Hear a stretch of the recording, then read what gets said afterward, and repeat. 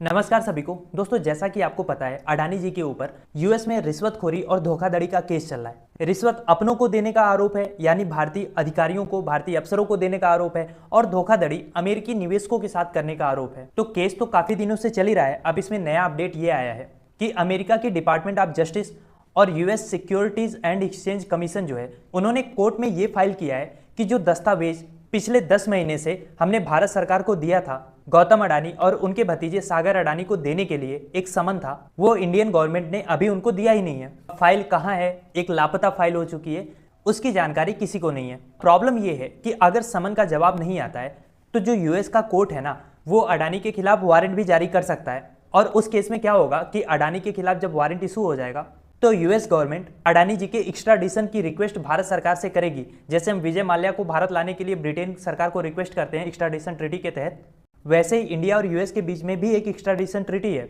अपराधियों का आदान प्रदान होता है। हालांकि उससे पहले बहुत सारे केस अडानी उस एक्स्ट्राडिशन के खिलाफ इंडिया में करेंगे, वो केस इंडियन कोर्ट में चलेगा। तो पॉइंट ये है कि एक्स्ट्राडिशन इतना आसान और इतना तेज नहीं होगा।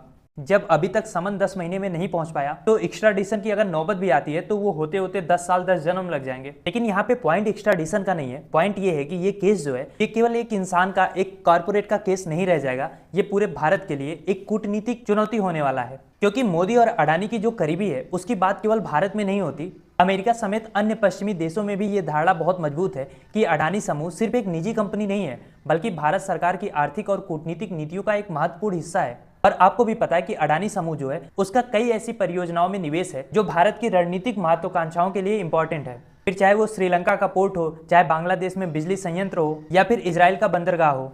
और कई बार इन सौदों को सीधे प्रधानमंत्री मोदी की कूटनीतिक यात्राओं के बाद अंजाम दिया जाता है, जिससे मोदी और अडानी के बीच की जो करीबी है उसकी धारणा को और बल मिलता है।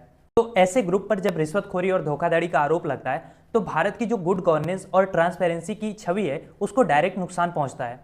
और इसके अलावा अडानी समूह भारत के कई इंपॉर्टेंट क्षेत्र जैसे पोर्ट, एयरपोर्ट, ऊर्जा, सीमेंट, डेटा सेंटर, यहाँ तक कि डिफेंस में एक मेजर प्लेयर है। ऐसे में अगर इस समूह पे कोई बहुत बड़ा वित्तीय संकट या कानूनी झटका लगता है तो इससे पूरी भारत की अर्थव्यवस्था को निगेटिव इम्पैक्ट पड़ेगा। पर अगर इस वजह से भारत सरकार अमेरिकी एजेंसियों का सहयोग नहीं करती है तो भारत की कानूनी और न्यायिक प्रक्रियाओं की स्वायत्तता पर सवाल उठेगा।